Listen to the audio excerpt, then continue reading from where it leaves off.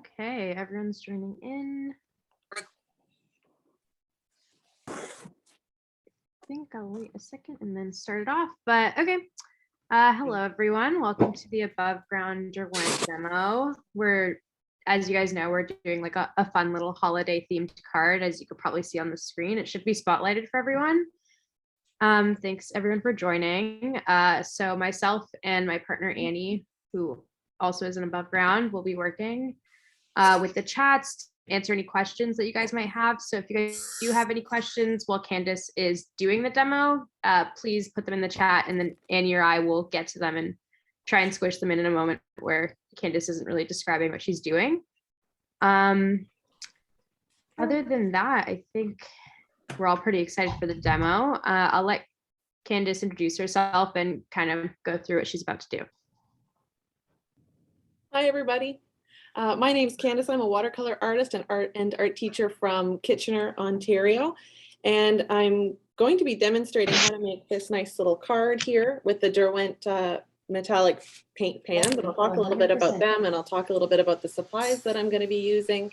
But yeah, really excited to be here. And now that it started snowing where I am, it's kind of really nice to start kind of painting kind of wintry things. I'm now fully ready to be into winter mode. I feel like mid-November, I'm pretty good with it right now.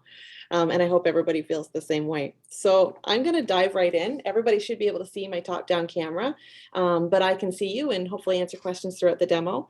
But I am just going to dive right in. So this is the set that I'm going to be using, and it is the Metallic Paint Pan Pocket Set, which is always really hard to say. So they are really lovely. I've done a little swatch here. I've done a festive looking kind of swatch. And what I really like about them is they're really pigmented. So when you're working with metallic watercolors in general, often you just kind of get the shimmer. And these kind of have like the shimmer, like plus like a really like intense pigment. So there's a variety of colors that are available in there. And you can see even from this demo that they're really pigmented and they're really fun to work with. So you can work with them like traditional watercolors, and I'm going to use kind of traditional watercolor techniques to really build up. And you can use them on black paper, which is kind of fun, but you can also use them on just plain watercolor paper, which is what I'm going to be using. So I'll talk about them kind of as I go through the demo. I'm going to be painting on cold press watercolor paper. So if you know watercolors, it's got a little bit of a tooth or a texture. If you have cold press or hot press, both will work. And I'm going to be painting to a 5x7 size, which is perfect for a card, but you definitely don't have to stick to that size if you want to be flexible. I have this paper pad here too, and it's fun because it's a 7x10. So just conveniently, when you fold it in half, you get a 5x7 card, which is just really lovely. Oops, as I just tear it to get it out of the paper. So I'm using a nice high quality watercolor paper. And if you can choose if you want to make it just like a festive painting, or if you want to make it more like a greeting card. So if you're using watercolor paper, you can literally just fold it in half and you've got a greeting card. What I tend to generally do is paint two sides or a little bit bigger, and then I cut them down and then I adhere them to a greeting card, because I feel like watercolor paper is precious. And I hate how if you're making them into a card, you're kind of wasting all that kind of like prime watercolor paper real estate. So I tend to want to use that for painting, not just for the back of the card. But whatever works for you, you can absolutely fold it in half to make a greeting card type thing. Or you can kind of cut down a piece of paper. If you have a 5x7 piece of paper, that's perfect too. I'm going to be painting a little bit larger just because it's easier for you to see. So I'm going to paint with the full 10x7 piece of paper. So like the dimensions might be slightly different, but I feel like everybody can follow along. So I'm just going to kind of narrate what I'm doing and just kind of dive right in. So I'm going to take my piece of paper and I'm going to actually tape it down to a board, or you could tape it right to a paper, to the table. And we're going to be using a lot of water. So this is pretty important, because when we use all that extra water, you can get a little bit of buckling with your paper. So if you are doing a design and not using like the wet and wet technique, or not using so many layers, you can get away without taping the watercolor paper. But I always tape mine down. It's a habit. I tape it to a board because it's portable, but you can just tape right down to your kitchen table. And I like to keep my edges kind of straight if I can, because then when you do peel away that tape, you get a really nice crisp board. So taping it down.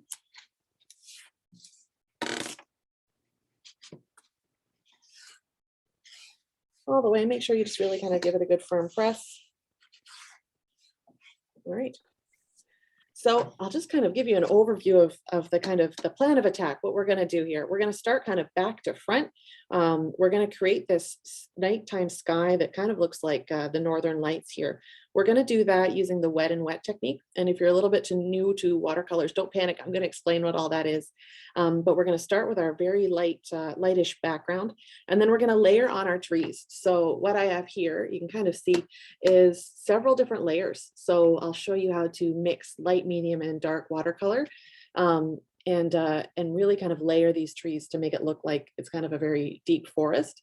I'll show how to do the white snow and how to give it a little bit of a tint, and then how to speckle on some golden stars and moon. And the only problem with this demo is my camera never really shows how nice the sparkle is. You can kind of see it, but then I feel like it's kind of lost with the camera. But I do really like how this has some sparkle, and you can kind of see it when I tilt the paper, but it's a little bit lost on video, unfortunately. All right, so I like to just pencil in my rough landscape design. So I'm going to move my camera in a little bit so you can see closer. And I'm just going to use a pencil and just kind of lightly just draw my horizon line. So I like to have a little slope here.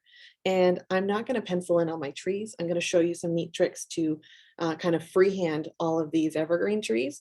But that's really all the underdrawing that I'm going to worry about. And you don't even have to do that if you feel kind of confident. So starting at the back to front, I'm going to create my Northern Lights sky first using the paints. All right, so I think out of habit, I feel like I'm going to call them watercolors a lot, and they aren't technically watercolors, they're Inktense pans. So just for the purposes of this demo too, if I mess up and keep saying watercolor, know that I'm referring to these, but you can use other products as well if you had them. This is the Derwent Paint Pan set, so if you don't have the metallic one too, any colors can also work too. So you even have, I even have hanging around too, like Academy 2 paint. So things like that will work too, depending on your situation. But this demo particularly, like I designed it so that it really shows off the metallic paints. So I'm going to think about my colors for the background. And I want to use a blue, and this one is the regular blue. And what I'm going to do is, this is the pen that it comes with, and you can squeeze water right out of it. They're really lovely. And then you can kind of pick up all your color. So we're going to use this kind of mixing area to mix up some of our colors. And I like to do that all in advance, kind of having like your ingredients ready before you start cooking. And that way, when we go and do the wet and wet, we can dive right in. So I tend to be in studio mode when I'm indoors, and I tend to always use my water. I have some water here, and I'm dipping my brush into the water instead of squeezing it, just because of a force of habit when I'm in the studio. So if you see me kind of reaching off, that's what I'm doing. You can use the brushes like that, or you can kind of squeeze them and you get these droplets of water and they come right out and you're good to go. So I'm going to mix up some of the blue.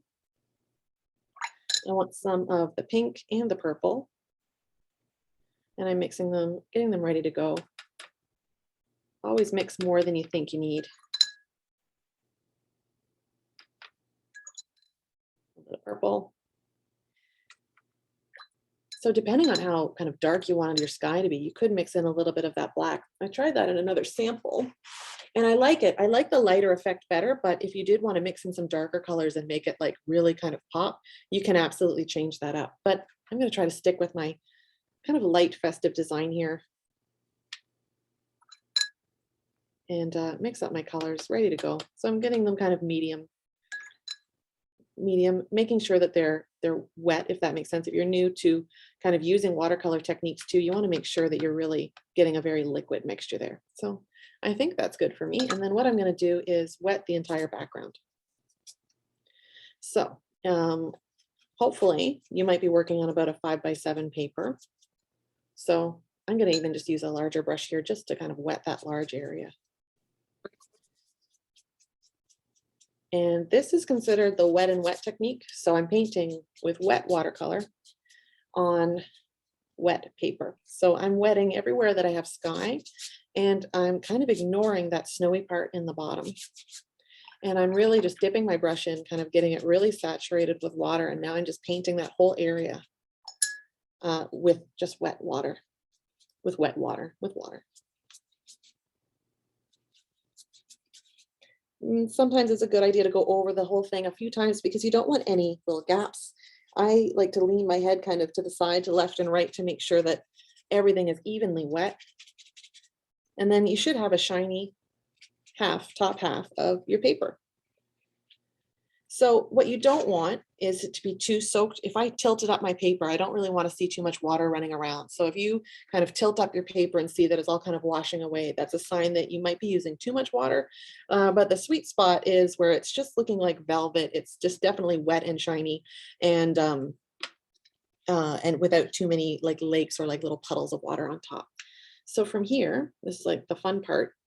I'm going to dab in these light colors.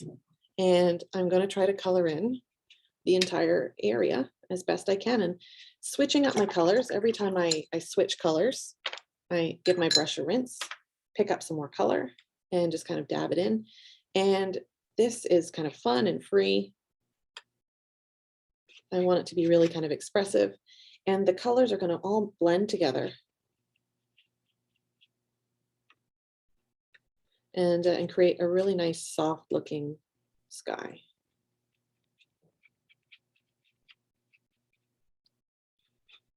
So every time I do rinse my brush, I'm careful to kind of just dab it up. So I don't want to add too much extra water, but I'm just kind of going around the sky. And if you're working a little smaller, this will go faster. And just mixing it all together. Now, what you don't want to do is kind of go over the same areas more than once. So areas over here where I've put down some color, I don't want to keep scrubbing and keep moving around there. I really just want to kind of let it go. And what that's going to do is the Inktense paints are going to just mingle and just kind of soak into the paper and create a really nice look. And this is very traditional watercolor technique called wet and wet technique. And I love the pinks. You can use a little splatter too if you want to just kind of mix the color in. It'll probably dissipate, so you won't see like a very busy splatter, but have some fun with it. My general rule is to try to finish this stage pretty quickly. There's some drying time, but no two skies will ever look the same. So you notice what I did there is I took some paint right from the pan. You see how intense it is? It got super intense. So that's why mixing ahead of time with a little bit of water is going to make it look a little softer. So be careful if you're picking up directly from the pan, because especially these purples and the blues, they are super intense. And that's really something that I love about the Inktense pans, and that's really unique to them, is when they go on, they are super pigmented, which is absolutely a fantastic thing. And they look lovely. The other thing to remember is they don't have that huge dry shift that traditional watercolors have. So traditional watercolors, a general rule is things dry 20 to 60% lighter, and the Inktense pans tend to dry really true to what you're painting. So what we see here is very beautiful and intense, and it's not going to dry significantly lighter. So keep that in mind too. So almost go a little bit more like light-handed. So I've covered my entire area, and I have two puddles here where just the paper has buckled a little bit because of water. I'm gonna mop that up with my brush. So I've got a thirsty brush technique that I always talk about in my classes. So this is just a regular brush. I'm drying it with a paper towel, and I'm just gonna soak up any of that excess water and just kind of wipe it on my paper towel. If you're just working with the nylon pen, the thirsty brush technique doesn't work as well with the nylon brushes. So if you're struggling a little bit with that, you can just literally use the paper towel, the corner of a paper towel, and it's going to soak up that as well. Try not to touch the surface of the paper, just like that little puddle. But when using the wet and wet technique, very common to get puddles, unless you're working kind of up and down. But I can see all the kind of shimmer in those puddles too already, so it's going to be beautiful.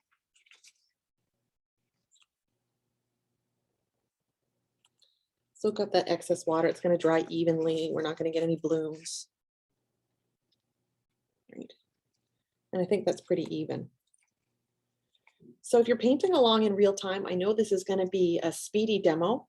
So I'm probably going to suggest to try to finish this layer at least as quickly as possible, because you're going to need some drying time. Before we can put the next layer on, it needs to be completely dry, like bone dry. So keep that in mind. So if you are taking your time to get through this top half, that wet and wet technique, just try to keep that in mind, that we might run a little bit short on time on that. What I'm going to do is I'm going to mute myself, and I'm going to use my hair dryer, and I'm going to speed dry this layer so that I can demonstrate a little faster. And if you happen to have a hair dryer around or handy, or even like a heat gun or something like that, you can absolutely use that. But otherwise, I find that things dry pretty fast in the wintertime because we have electric heat, and it's not super humid outside, so we should be all right. But keep in mind, try to move through this phase quickly so that you have enough drying time to move on in the demo. All right, so I'm going to mute myself for a second.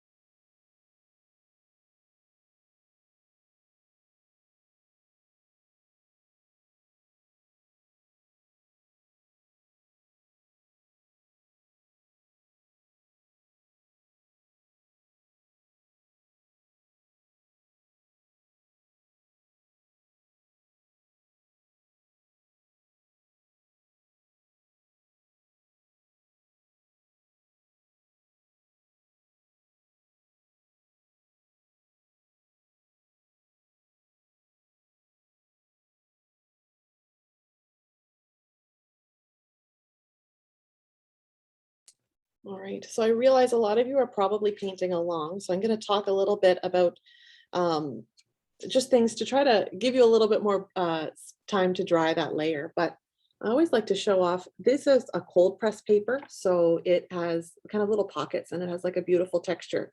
And you'll see that it really, these are beautiful kind of granulating colors. So when we talk about granulation, that's when the tiny little pigments kind of settle into the grooves of the paper, and these create this beautiful texture, which is just really nice. So I know I've had beginner artists sometimes think, what am I doing that I'm getting all this kind of texture in my painting? And that's granulation. You're absolutely supposed to have that, and it is just a beautiful kind of perk to watercolor. You don't get that with acrylics or anything like that, but does look lovely. And you can start to see that, especially with these, like there's that that little bit of sparkle that's in, and I really love that.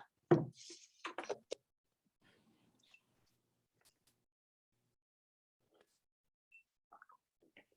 was playing with that technique, and it's very versatile, but just in different kind of samples that I was playing with. But again, I've used that wet and wet technique, and like every sky is different too. Really lovely. And then here's a little bit bolder, went with really heavy colors, which seems a little less festive, but still really, really lovely. So I'm going to go ahead and start layering in my evergreen trees, but I'll demonstrate kind of a quick kind of tip on how I create my trees. I freehand them. So I don't really draw them in advance. And for new artists, that can be a little bit stressful and intimidating. So I'm just going to show you with a very dark color. I'm going to pick up this purple. You know what? I'm going to show you with green. So the demo is lacking in the green. Green is my favorite color. So I'm saturating my brush, really loading it with that paint. And when I paint my evergreen trees, what I do is I start at the top, I kind of pull down the tip, and then I just wiggle my brush kind of back and forth. And since my brush is really loaded with color, it's going to spread. And I just kind of keep going in kind of an interesting way. And I keep kind of, dipping and pulling and just kind of moving from side to side. So with these brush pens, you can even kind of squeeze a little bit of water right on the paper here too as you're going, but pulling it down and then just kind of going wider and wider until you reach the very bottom. What I suggest people don't do, let me go with a darker color so you can really see it, is kind of draw the whole stump and then kind of go up to the top, because what's happening is when we draw this whole stump or trunk, it starts drying down here. And then when you kind of move back and forth with your tree, you might get a hard line because it's already started to dry, and you can kind of see, and I'll hold it up in a second so you can really see, you're getting a bit of reflection. But by the time I get down to the bottom, I'm going to have that line through it. So I try to draw my evergreen trees all in one go, kind of top to bottom, and try to be really loose with it. One thing that if you're a little bit newer as an artist, I really try to look at an actual evergreen or look at the shape and try to avoid doing kind of this look, which isn't necessarily a bad thing, but a lot of artists get into that, that kind of formulaic kind of way to make them. I guess it's not too bad. It's a little bit more stylized. So, you know, if you do make your trees like this, it is all right. It is kind of cute. But I like to make them a little bit more realistic. And I start at the top and just kind of do a little bit more freestyle. So it looks a little bit more natural, a little bit more like organic. But keep that in mind. That's my lightning fast way to draw kind of realistic trees. So I kind of scribble and kind of scumble my brush and really have fun with it and really kind of loosen up and be fresh. So you can see kind of the difference between kind of how we were taught to draw evergreen trees in like primary school and like how I would suggest you draw them now. So let's go in and start a row of trees. And I'm going to pick up some of this blue. I'm going to mix both of them together, the icy blue, because it's a little bit cooler in color. But I'm going to make sure that I'm quite light for this first row of trees. And that's going to help them kind of go into the background. So you see that far away, really light row of trees. Keep that very light. So I'm going to start at the top and kind of go back and forth and back and forth. And they're going to be very subtle, this first row. But what we're going to do is we're going to keep going. And we're going to keep layering until we get this like sea of trees. Forest of trees would be more appropriate to say. So if you get a little bit of that beading on top too, it's all right. Just keep moving that color down. And I'm going left to right because I am right-handed, but you could go right to left. So I'm kind of leaning towards using a little bit more of that cooler, lighter blue. And I'm just going to kind of keep going. These have really nice tips too, so it makes it really easy to kind of make like a jack pine kind of tree. As you get to the bottom, imagine that if you were looking through the forest, very little light gets through at the bottom. So make sure it's quite dense at the bottom. And try to vary the size.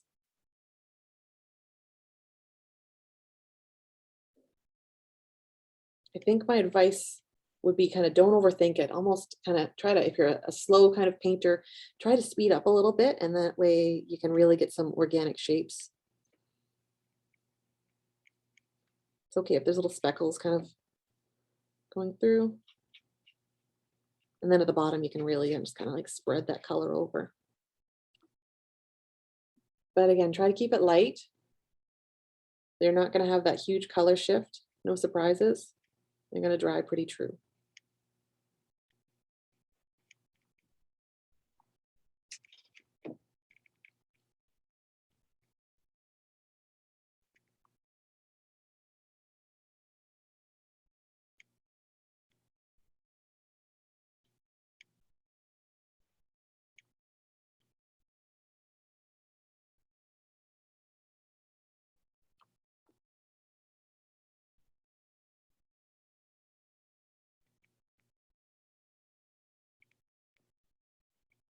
And what I love about this design too is there's a lot of different ways you could vary it, you know, with composition. It doesn't have to have this kind of steep angle. It could be more straight. You could do this on like a portrait oriented card. You could really take all these techniques and then apply it in so many different ways. And I kind of hold the brush up and down. Let me make sure I'm centered in the demonstration here. I also hold the brush kind of up and down, and that's kind of my other tip. It's kind of holding it right up. People that do calligraphy too sometimes have really beautiful brushwork. Picking up a little bit more of that color. Right. And I made it kind of all the way across. I made my first row. So if some of you are following along, you might still be kind of catching up, and that's all right. I tend to be a speed painter kind of by nature. Let me just kind of quickly show this. You could really do this in a variety of different colors. So I'm using all the blues, and this is the kind of the color palette that I chose from this set. But you can see kind of, if you did this on all purples too, it's just a different effect. This is that rose gold color. What's the name again? Sunset, oh, pale gold. So this is the pale gold color, which is kind of like a rosy gold. It's got a little bit of, just like a little bit of a pink warm gold in it. There's the silver, and you can see how, just depending on which colors you choose, you can get like a variety of different effects. I was playing a little bit with the gold too in the background, and that can be fun too. So lots of opportunity to kind of make this your own. So I'm going to give this a blast with my hairdryer so I can show you the next layer. And then from there, it comes together very, very quickly.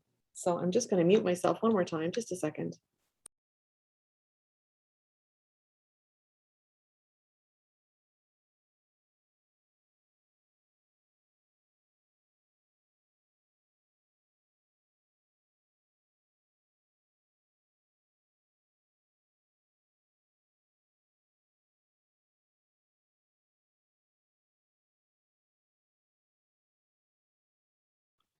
Hi, Lisa. We're supposed to receive a shipment in 10 days, so I would keep a lookout on the website. And if you guys have any questions for Candice or about any Derwent products, please feel free to write it in the chat.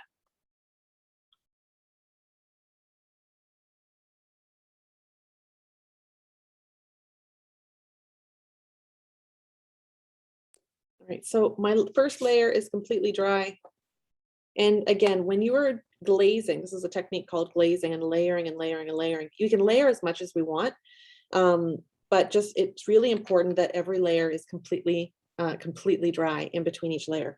And another thing about the Inktense paints too is, unlike traditional watercolors, they don't like lift, so they are completely permanent once they're dry. So for glazing techniques, it's really nice. You don't get mud as easily, although it's really difficult to get mud because they never lift, which is really nice for this style of painting. And they are completely like permanent once they're dried. So I've never tried the metallics on fabric and things like that, but I've tried the regular pans on fabric, and the same with that too. Like once it's dry, it's completely permanent on fabric. So also make sure to wear old clothes when you're painting if you're a messy painter. But so I'm going to go through and make this a little bit darker for my next layer of trees. And then this is where I want it to be a little bit more intense. So I'm really layering in the color. I'm picking a lot more of that darker blue, the true blue. So the first one was more of an icy blue layer, and this one I'm leaning towards the second. If you went a little darker with your first layer, by all means add a little purple, because that purple is like super vibrant, and that can give us a little bit more. So I've got this almost ghost layer of trees, and then I literally just go right on top and do the same thing. Wiggle back and forth. Oh, I just did what I told you all not to do. Don't do the trunk first, or you'll get that line. Habits can be hard to break. Unless you're super quick top to bottom, you get that harsh line. But do you see how those trees in the background are turning into those like ghost trees in the back? I try to space them so that they're kind of peeking in between. It doesn't really give you as nice of an effect when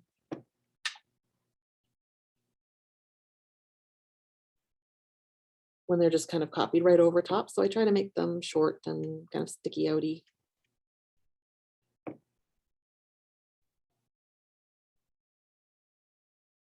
I'll see a lot of comments about the colors in the comments. I feel like this set's going to be on everybody's wish list if you don't already have it. I think I used to be like a lot more traditional with my watercolor painting, and I never really used metallics. until this year. And like, once I started, now I want to add metallics to everything. I like everything. I'm like, oh, everything could have sparkle.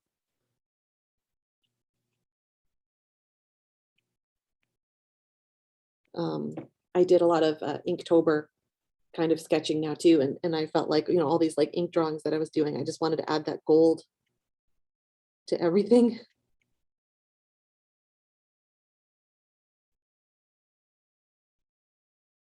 So I'm really going quite quickly too. Some of you might be a little bit more careful with your painting and not quite kind of speeding along too. So keep that in mind. There's no right or wrong. And if you are a more careful painter, that's okay. And then I've done kind of similar tree demos many, many times too. So don't feel discouraged if you're, you know, taking significantly longer than I am. We're always our own worst critics. We're always so hard on ourselves. So actually, if you kind of start to rush your trees, they almost end up looking a little better. They get a little bit more natural looking too. I feel like when we're too careful, that's when we get really kind of stuck up looking trees, you know? So make it another taller in here.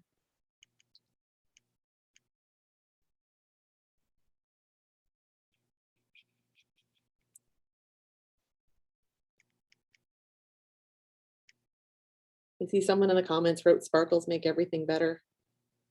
They really do.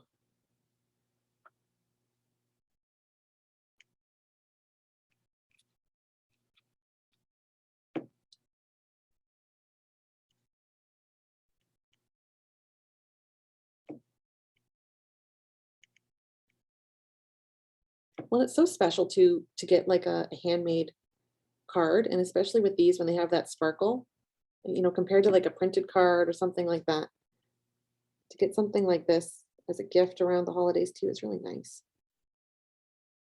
But then this particular design, so if you're someone that sends out like holiday cards, this is a design that you could do like assembly line style. You could literally have 3 or 4 cards out at once. And, you know, if you have, you know, many relatives, you could make a lot of this design like pretty quickly.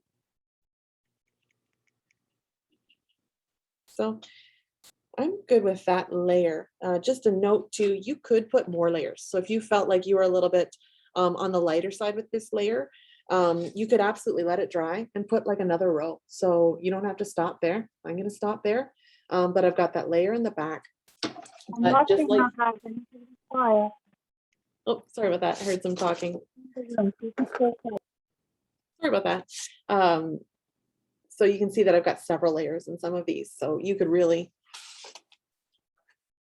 be creative there. I'm going to use the hairdryer one more time to make sure that that layer is completely clear. Then I'm going to show you how to finish off the design.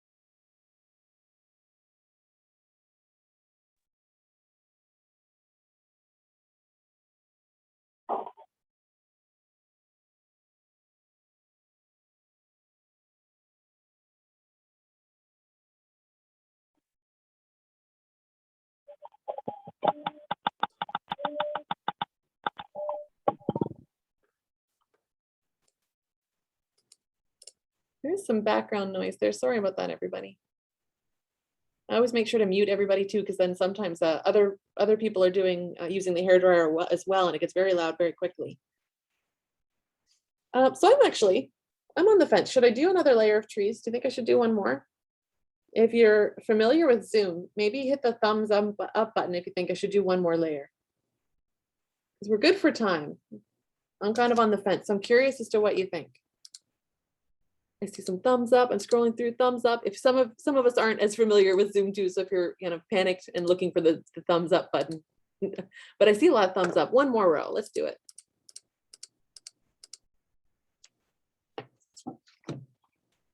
One more row. Let's make them a little darker and a little bit purplier. watercolor, there's no turning back. So it's like once we make the decision,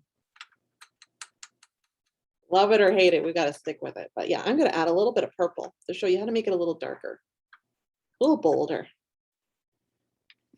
So a general rule of like landscape painting, if you want to make things kind of look closer to you, you want to make them warmer in color, and things kind of farther away, you want to make them cooler in color. And so I'm going to put a little bit of that red in there. Well, it's a pinky red.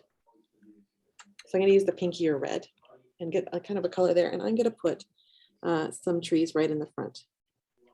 We've heard of less is more, and today we're going for more is more.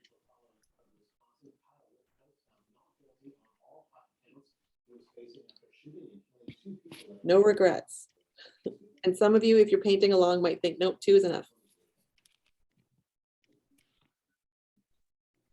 Okay, I'm sold on the 3rd layer. I like that.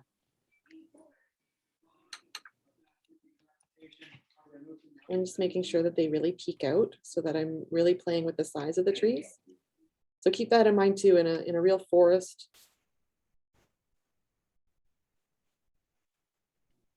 All the trees would be different sizes.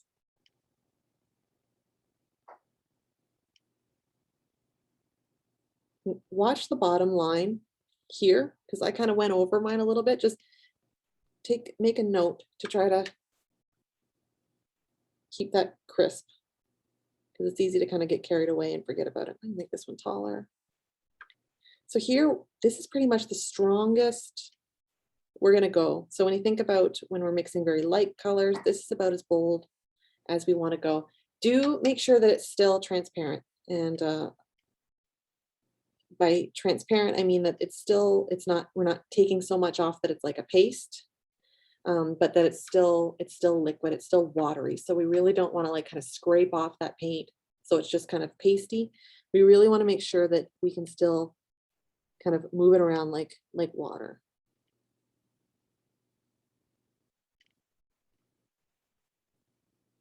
Yep, I'm confident that was the right decision. Hope everybody else is too.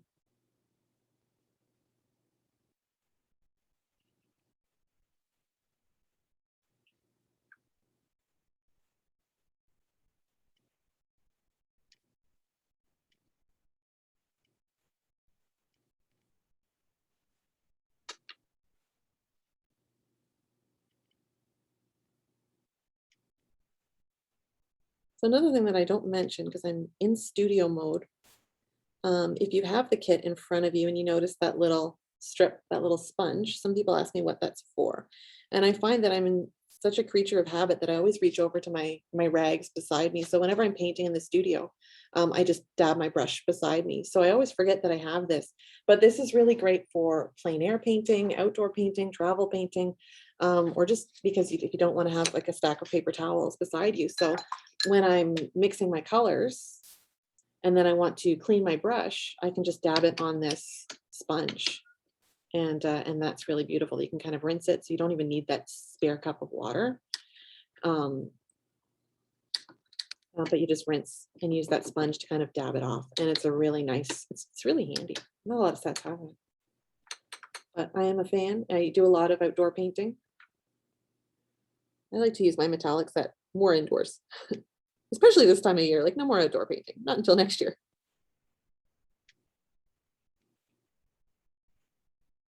But it's nice to have.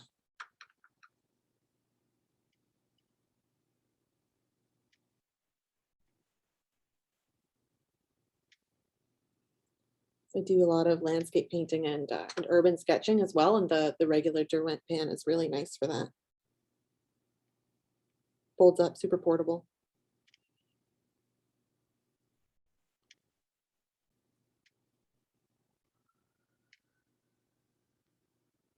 So I'm trying to vary my shape.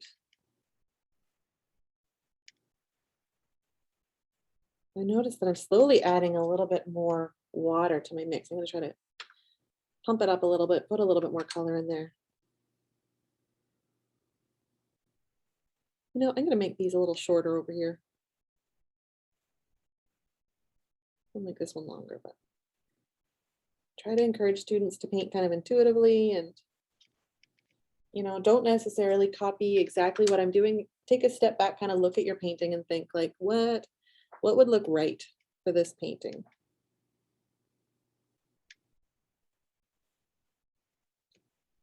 All right, so I'm right to the edge here. I'm going to dry one more time and then show you how to finish off, as promised, the painting.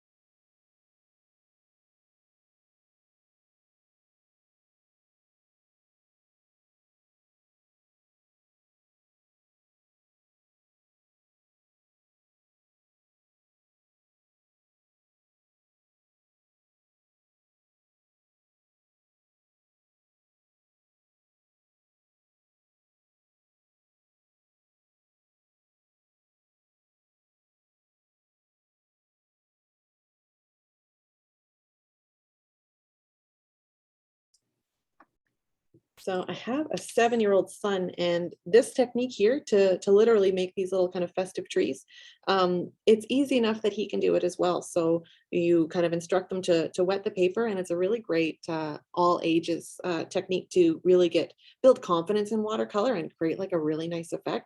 So I also do these same techniques where I do the background wet and wet.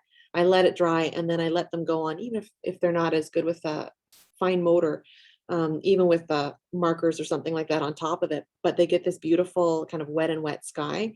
And it's just, I think that this is like a really nice kind of craft to do with kids if you have kids to paint with, or, you know, family members. So all I need to do is really get that sparkle, and you could do a few different things too. You could use a white paint and really get like a snowy effect. But I am all about the glitter now. And this gold here is super saturated. A lot more than a lot of other gold watercolors that I've tried. It's got that pigment in it, so it really looks gold. It doesn't look like a kind of shimmer, like you really see like the color in it as well. So I'm really adding some water, really kind of picking up a lot of that color. And I'll kind of mix it in this corner. I don't want to contaminate it with the other colors. I want it to be quite pure. So I'm going to do a splatter technique to get those gold stars. So you could make it like snow or gold. So all I'm going to do is just lay a paper towel over there so I don't get too carried away over top of the trees. And all I'm going to do is just kind of splatter right on top. I'm going to cover them with my keyboard, actually. I don't think my Apple warranty will cover paint splatter. So just make sure that that's out of the way. So this is a bit of a messy technique. But you see, I hold my fingers. So some people will use their fingers and just like flick the brushes back. I don't like to do that. I don't like to get oils in it. But it will work. But I just like literally hold out my finger and like just hit it. And really make sure your brush is saturated. So if you don't have enough paint on your brush, look at how saturated that is. Let me see. So gold. It's like liquid gold. So really like make sure it's very moist. Really load your brush and then kind of go all over. And you get really nice sparkles. Now, I put a little moon in mine. I sometimes am really bad at freehanding circles. So careful with this stage. You could do it. It's really lovely without the moon. But at this point, like if you kind of have like a wonky circle here, it kind of doesn't look as nice. So this is optional, but like, look at how thick. Let me see if I can bring it down. That gold is, and I don't know if you've worked with metallic watercolors before. This is really nice. It gets super like opaque when you put it on thick enough.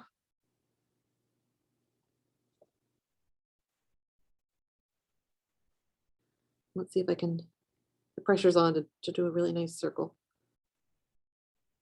I start small, and then every time I try to correct an edge, I get a bigger and bigger circle. There we go. So I'm gonna leave it like that.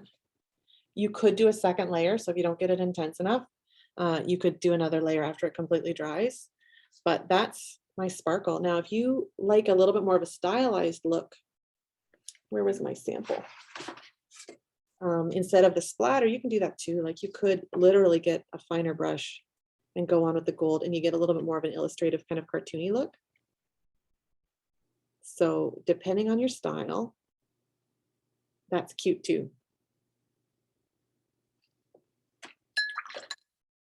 All right, so racing to the finish line. I'm taking a little bit of that light blue and I'm just kind of drawing a few lines here and I'm going to blend them out. This is just going to help make that snow look less kind of stark. And rinsing kind of my brush and adding some water and just blending it out. It's just going to give us a bit of a shadow. And see how I got some water up here. That color's not going anywhere. That's, again, a really nice thing about the Inktense products too, is it's not going to bleed down and smush, and I'm not going to kind of wreck my lines there. So I'm gonna, oops, I went in a little dark there, but you can do that. And I'm just adding some more water. So I'm going to let that dry. And I mean, again, here too, if you wanted to add a little bit more of a snowy effect, you can take some like opaque white as well and make it snow as well on top of the Starry Night. But I kind of like that. That's my preference. I'm going to dry this and then I'm going to just write a little holiday message here, like the sample. But it is really nice as is too, without a message.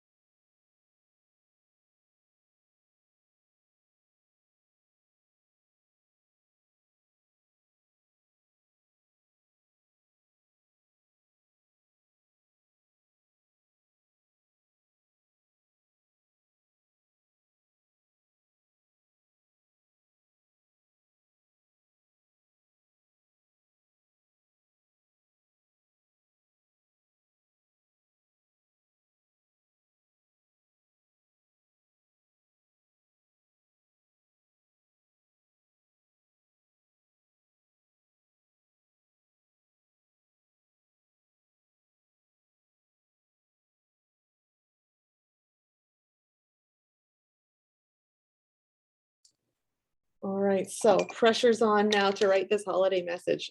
Full disclosure, my handwriting is usually pretty awful. So this, I think, is the most challenging part for me.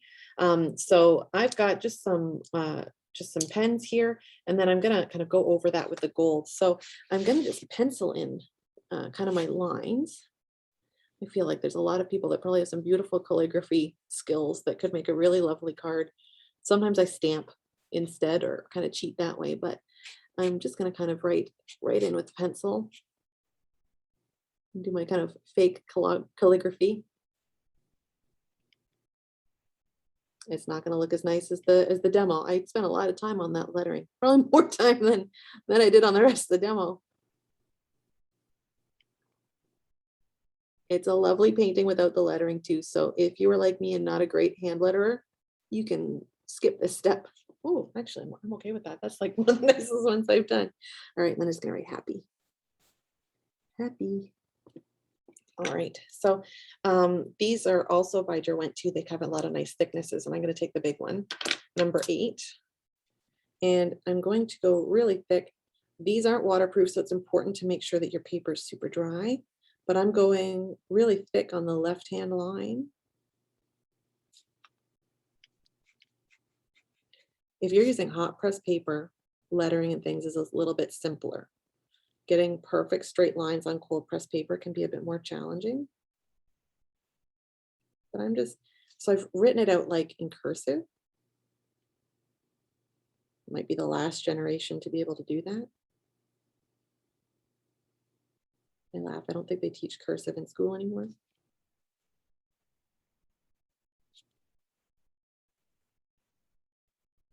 And then I'm going really thick on the left. So this is like a fake calligraphy.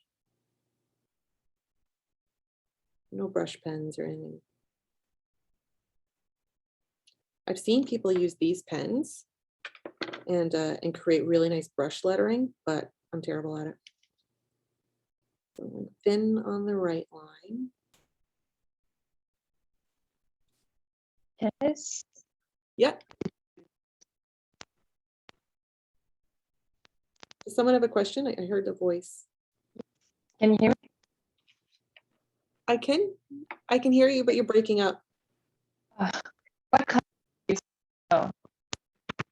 I'm sorry. Could you put it in the chat? It keeps breaking up and it might be my internet.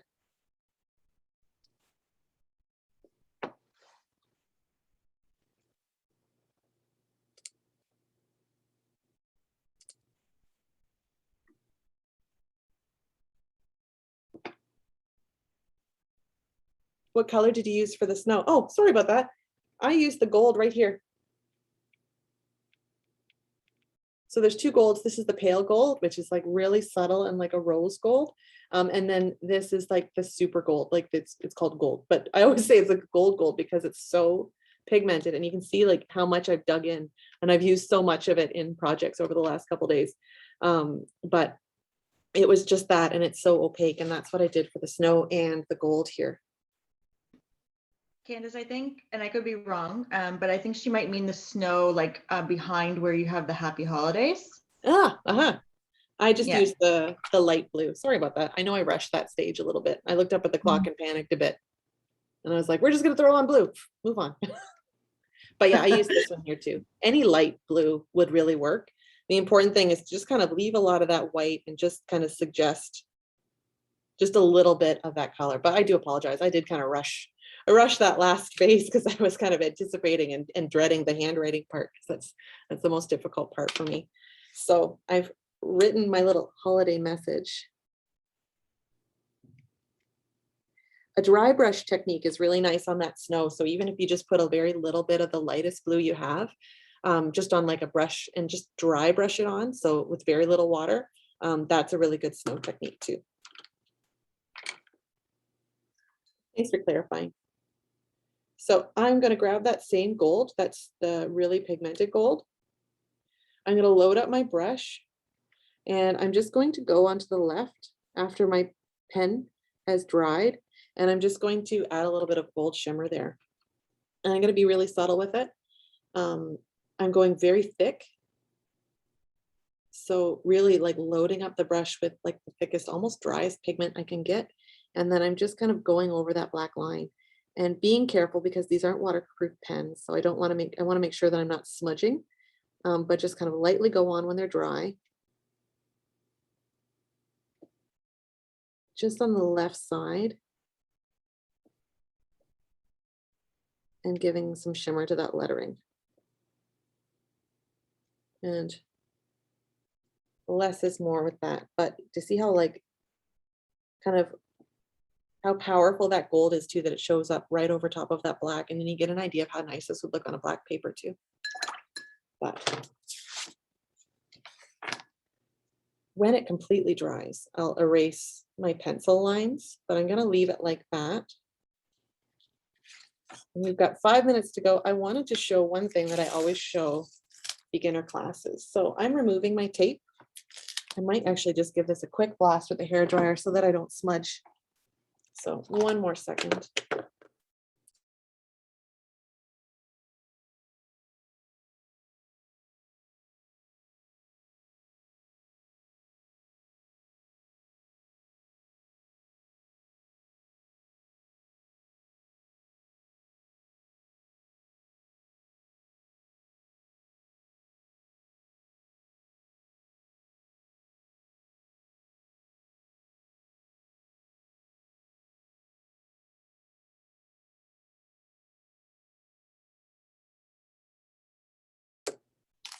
So always make sure if you have tape, you're removing it at an angle, because it is the most heartbreaking thing when you do an entire painting and then you go to rip off the tape and you take off the first layer of watercolor paper. So I always do that angle peel. You should have a crisp edge, but it looks like I maybe didn't put down my tape enough, but that's all right, because I just want to remind everybody at the very last to remember that the beauty of watercolor too is, unlike a huge canvas, you have a lot of freedom at the very end. So you might have an area that you don't love, and just don't forget, if you have some trees that maybe don't work, you can crop them out. So that's always an option. If you feel like you've maybe made a mistake on your lettering or something like that too, you can crop out. You can crop it out in so many different ways too. So we always kind of say that watercolor is very unforgiving, but I want to remind students that it can be a little bit forgiving in some ways too. So hopefully you don't end up with a cropped down picture the size of a postage stamp by the end of the day, but keep in mind that you can crop things out. If an area of your sky has a bloom or something, it doesn't have to end with a 5x7. It could be a 4x6 by the time you crop out things as well. So that's it for this demo.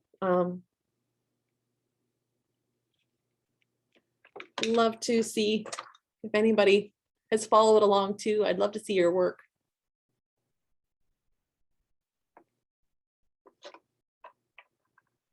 But I think I can probably hand it over to Above Ground at this point. That was great. That was such an entertaining demo. I kind of wish I got to follow along a bit more, but unfortunately we were out of those sets. But I don't know if anyone heard, but Annie mentioned that the sets should be back at Above Ground in 10 or so days, as well as I put a link for like blank postcards, watercolor postcards that you could also use if you didn't want to cut up a big pad. But we do have some questions for you, Candice. How do you glue the painting to the cardstock? I would just use a glue stick. So, I mean, if you didn't fold your painting like into a card, if you had even like old cards too, and I would just use like a glue stick. You could use little dots. You could use photo corners too. Something like that. Anything would work. I don't have like a particular like specific recommendation, but usually I would just probably use a glue stick. Perfect. Don't think there's any other questions. Everyone's saying that it was such a great demo, Candice, and I have to agree. Yeah, everyone really enjoyed it. So quickly wanted to mention to everyone that to get everyone started with the Derwent Art Prize, we should have been announcing on our Instagram or on eBlast if you guys are signed up for eBlasts. We're doing a bit of a giveaway with Derwent. So if you guys wanted to go ahead and go to our Instagram, aboveground.to, all of the info for the giveaway is there as well for the art prize. So that's just a great little thing that everyone can try and enter. And with that being said, I think that's everything. So thank you again, Candice, for the amazing demo. And thank you, Derwent, for letting us hold this demo. Annie would say bye, but her mic is kind of cutting in and out, so I'll just do the outro. But thank you, everyone, for joining, and hope everyone has a great weekend. Bye, everyone.